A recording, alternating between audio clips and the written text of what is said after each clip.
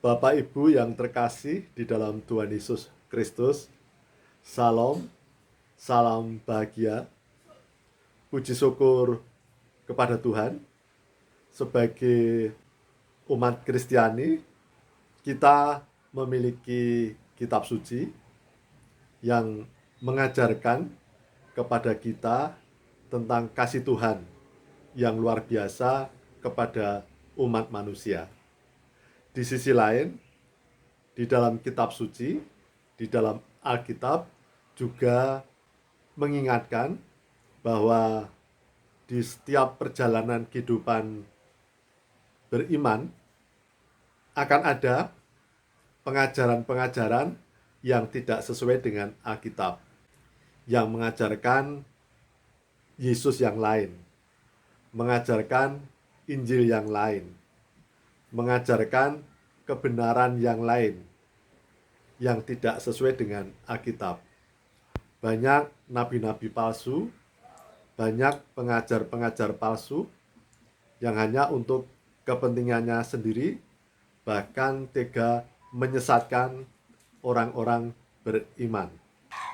Jadi, di dalam sepanjang perjalanan kehidupan rohani kita, kita perlu menguji kebenaran pengajaran, menguji para pengajar, apakah mereka mengajar dalam kasih Tuhan, demi kemuliaan nama Tuhan, mengajar yang benar, juga menguji pengajarannya, karena mungkin ada pengajar yang punya niat baik, tetapi pengajarannya juga tidak sesuai dengan Alkitab. Kemudian juga di saat ini, di era teknologi yang semakin berkembang, kita patut bersyukur karena ada internet, kemudian juga ada sosmed yang setiap orang dapat mengekspresikan melalui sosmed, melalui tulisan, melalui gambar, melalui video. Siapapun, termasuk umat Kristiani yang awam seperti saya, tetapi juga hamba-hamba Tuhan. Nah, kemudian saya memperhatikan bahwa pada saat ini saya melihat ada beberapa hamba Tuhan yang muncul dengan berbagai pendapatnya, argumentasinya, dan kemudian secara ringkasnya para hamba Tuhan tersebut menilai pengajaran lain, doktrin-doktrin yang lain. Dan kemudian saya memperhatikan di dalam ulasan tentang ajaran dan doktrin aliran yang lain, hingga sepertinya menyerang, bahkan kemudian saling menghujat. Oleh karena itu, saudara-saudaraku, di saat ini ada dua hal yang perlu kita perhatikan. Yang pertama, kita sebagai orang Kristen harus menguji para pengajar yang mengajarkan tentang Tuhan dan ajaran Tuhan. Apakah para pengajar tersebut mengajar tentang Tuhan Yesus Kristus yang benar, atau mengajar Yesus yang lain? Itu yang pertama harus kita perhatikan. Kemudian, apakah pengajaran mereka sesuai dengan pengajaran Tuhan Yesus Kristus, atau pengajaran yang tidak sesuai dengan pengajaran di Alkitab? Jadi ini yang pertama, ini yang penting. Oleh karena itu kita harus menguji pengajarannya, kemudian menguji roh. Jadi apakah pengajarannya itu benar dan sesuai dengan Alkitab dan mengajarkan tentang Tuhan Yesus Kristus yang benar. Tuhan Yesus Kristus, Sang Juru Selamat, yang rela menderita, disalib, kemudian turun ke dalam maut, kemudian bangkit dan naik ke surga. Itu pengajaran yang benar. Oleh karena itu kita harus menguji kebenaran dari pengajaran tersebut, kemudian juga ujilah roh. Karena sekarang banyak roh-roh yang bukan dari Roh Kudus, bukan roh Tuhan Yesus Kristus, bukan roh Bapa, tetapi roh yang lain. Nanti kita bisa membandingkan tentang pengajaran tentang Tuhan Yesus dan roh kebenaran. Hal yang tidak kalah pentingnya adalah di saat ini, di era internet dan sosmed ini, banyak para hamba Tuhan, bahkan yang bergelar doktor, yang mumpuni, yang memiliki kemampuan teologi yang luar biasa. Saya salut. Tetapi saya melihat beliau mengekspresikan dan kemudian menilai, berpendapat, mengulas tentang pengajaran dan doktrin dari aliran gereja yang lain, tidak menunjukkan sebagai karakter Kristus, cenderung dengan nada-nada yang negatif, tidak mencerminkan kasih, kelemah lembutan, dan kerendahan hati. Karena, saudara-saudaraku, ketika seseorang Kristen sungguh-sungguh dalam Tuhan, siapapun mereka, apakah itu orang awam, jemaat awam, atau para hamba Tuhan, maka mereka memiliki karakter pribadi yang rendah hati.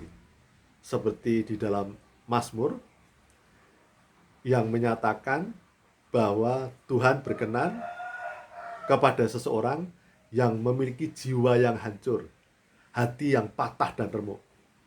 Maksudnya menurut pendapat saya adalah seseorang sehebat apapun juga, tetapi di hadapan Tuhan tersungkur, bersujud, merendahkan diri, merendahkan hati, merendahkan diri di hadapan Tuhan. Sehebat apapun seseorang tersebut, apakah awam atau hamba Tuhan yang luar biasa, doktor, pengalamannya luas, maka hal yang pertama adalah mereka memiliki hati, jiwa yang merendahkan diri di hadapan Tuhan.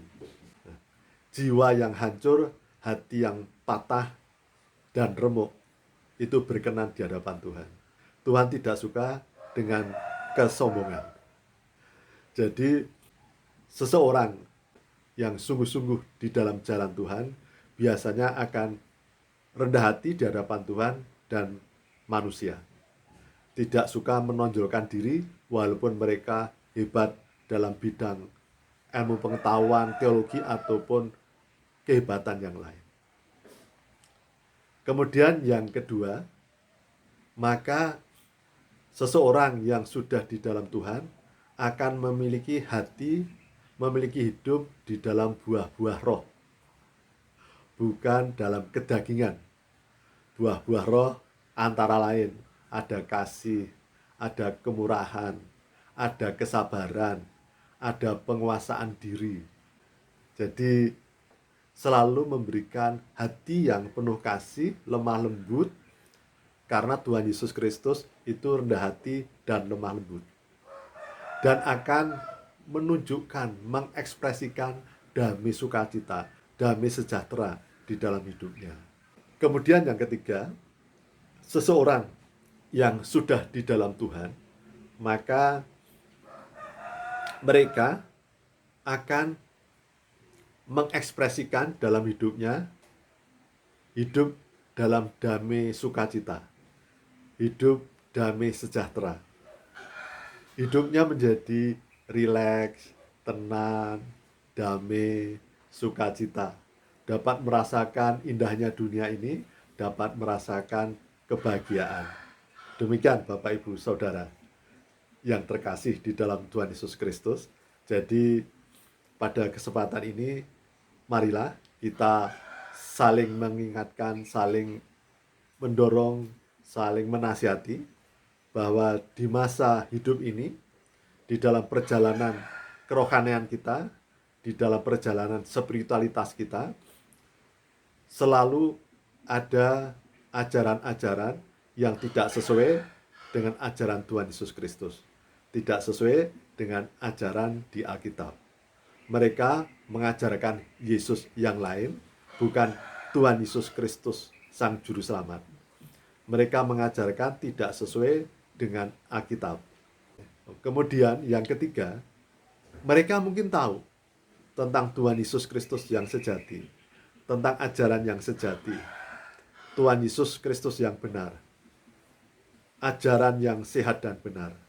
Tetapi di dalam pengajaran dan praktek hidupnya tidak sesuai dengan pribadi Tuhan Yesus Kristus dan tidak sesuai dengan ajaran yang sehat dan benar dari Tuhan Yesus Kristus. Jadi saudara-saudaraku, kita harus menguji para pengajar dan menguji ajarannya. Apakah mereka dan pengajarannya membawa kita dalam kerendahan hati, jiwa yang hancur, hati yang patah dan remuk di hadapan Tuhan, dan rendah hati di hadapan manusia. Yang kedua, apakah mereka dan ajarannya hidup dalam buah roh, yaitu kasih, keramahan, pengendalian diri, penguasaan diri, kemurahan, kesabaran. Kemudian, apakah hidup mereka dan pengajarannya membawa di dalam kehidupan yang damai sejahtera? Jadi paling tidak dengan 3 hal yang saya sebut tadi, maka kita bisa memandang, menilai bahwa mereka mengajarkan yang benar dan hidup mereka juga benar. Tetapi kalau tidak ada 3 hal ini, paling tidak, maka patut kita waspada dan hati-hati. Jadi saudara-saudaraku, hal tersebut juga ada di dalam diri kita. Marilah, jika kita benar-benar hidup di dalam Tuhan Yesus Kristus, hidup di dalam ajaran yang sehat dan benar dari Tuhan Yesus Kristus yang ada di dalam Alkitab, maka pastilah kita akan hidup dalam kerendahan hati. Kita terus belajar untuk rendah hati, untuk mengekspresikan di dalam Tuhan, di hadapan Tuhan, jiwa kita adalah jiwa yang hancur, hati kita hati yang patah dan remuk. Tidak ada yang bisa disombongkan di hadapan Tuhan. Yang kedua, jikalau kita benar-benar hidup di dalam Tuhan dan ajaran yang sehat dan benar dari Tuhan yang ada di Alkitab, maka hidup kita pasti akan mengalir buah-buah roh. Kasih, kerendahan hati, penguasaan diri, kesabaran, kemurahan, dan yang lainnya. Dan yang ketiga, jikalau kita, hidup kita di dalam Tuhan dan ajaran yang sehat dan benar dalam Tuhan yang ada di dalam Alkitab, maka yang ketiga adalah hidup kita akan mengalami, merasakan damai sejahtera yang melebihi dari segala akal. Jadi saudara-saudaraku, paling tidak dengan 3 hal yang tadi saya sebutkan, kita akan bisa merasakan pengajaran-pengajaran yang benar. Kita akan melihat, kita akan melekat Tuhan Yesus Kristus yang benar, pengajaran yang sehat, yang benar dari Tuhan yang ada di dalam Alkitab. Dan kita berdoa bagi siapapun mereka, baik itu jemaat awam, bahkan para hamba Tuhan yang saat ini saling menyerang, saling menghujat, tidak menampakkan 3 hal tadi, kerendahan hati, tidak menampakkan buah roh, tidak menampakkan damai sejahtera. Kita doakan agar para hamba Tuhan tersebut kemudian kembali kepada Tuhan Yesus Kristus yang sejati, kembali kepada pengajaran Tuhan Yesus Kristus, pengajaran yang sehat dan benar, sehingga mereka dapat mengalami kerendahan hati, dapat menampakkan buah-buah roh, ada aliran buah-buah roh di dalam hidupnya, dan dapat mengalami hidup yang damai sejahtera. Jadi ketika diskusi, tidak harus menyerang ajaran dan doktrin yang lain. Kalau kita ingin berdiskusi yang intens, maka itu bisa di ruangan tertutup yang tidak di tempat yang terbuka, di sosmed. Jadi saya kira semua jemaat awam, apalagi para hamba Tuhan cendekiawan, kemudian akademisi, teolog, cendekiawan, akademisi, sebaiknya jikalau ingin mengulas, berpendapat tentang pengajaran, tentang doktrin yang lain, lebih baik berdiskusi di ruang tertutup, bukan di sosmed yang bisa dilihat oleh semua orang. Itu sangat, saya kira kita perlu menjunjung tinggi etika. Demikian yang dapat saya sampaikan. Salam, salam bahagia, Tuhan memberkati.